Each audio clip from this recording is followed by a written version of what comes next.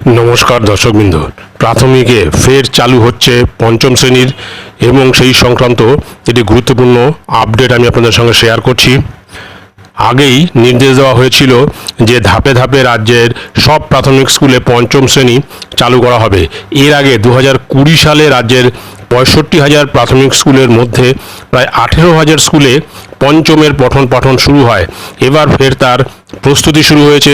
ইতিমধ্যেই বিভিন্ন স্কুলের কাছে পরিকাঠামোগত তথ্য জানতে চাওয়া হয়েছে। বহু স্কুল তথ্য জমাও দিয়ে দিয়েছে।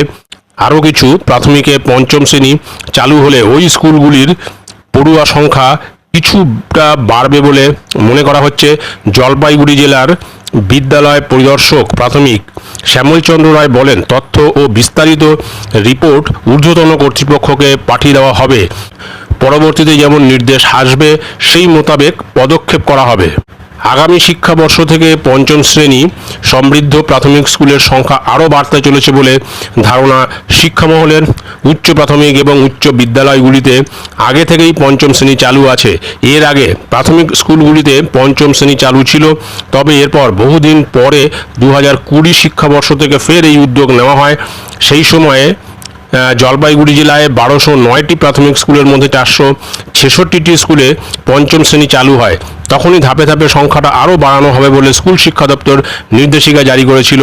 সেই মতো কাজ চলছে। শিক্ষা দপ্তর সূত্রের খবর, বিভিন্ন জেলা থেকে শিক্ষা সার্কেলগুলির মাধ্যমে স্কুলগুলির কাছ থেকে নানা তথ্য গুগল শিটে চাওয়া হয়েছে। প্রাক প্রাথমিক থেকে চতুর্থ শ্রেণী পর্যন্ত প্রতিটি শ্রেণীতে পড়ুয়ার সংখ্যা কত রয়েছে, কতজন স্থায়ী এবং পার্শ্ব শিক্ষক এবং শিক্ষিকা রয়েছেন, স্কুলটিতে পঞ্চম শ্রেণী চালু আছে কিনা, শ্রেণীকক্ষের সংখ্যা ইত্যাদি জানাতে হবে। এই উদ্যোগকে স্বাগত জানাচ্ছে রাজ্যের শিক্ষামহল। এখন বিষয়টা হচ্ছে, বেশ কিছু হাই স্কুল বা উচ্চ মাধ্যমিক স্কুল রয়েছে, তারা কিন্তু ইচ্ছাকৃতভাবেই পঞ্চম শ্রেণীর ছাত্রছাত্রীদের ভর্তি নিচ্ছে এবং তার নিকটবর্তী কোনো কোনো প্রাথমিক স্কুল যেখানে রয়েছে সেখানে ছাত্রছাত্রীর সংখ্যা অত্যন্ত নগণ্য এবং ক্লাসরুমও অনেক রয়েছে। তা সত্ত্বেও প্রাথমিক স্কুলগুলি কিন্তু এই ক্লাস 4-এ ছাত্রছাত্রীরা পাশ করার পরে পঞ্চম শ্রেণীতে তারা তাদেরকে রাখার চেষ্টা করছে না, বরঞ্চ তারা সেখান থেকে ছাত্রছাত্রীদের হাই স্কুলগুলিতে পাঠিয়ে দিচ্ছে যাতে তারা সেখানেই ভর্তি হয়।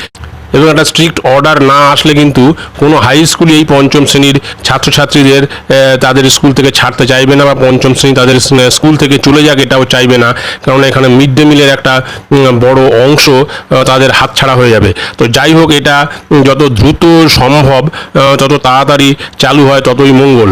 তো এটাই ছিল গুরুত্বপূর্ণ আপডেট, আমি আপনাদের সঙ্গে শেয়ার করলাম।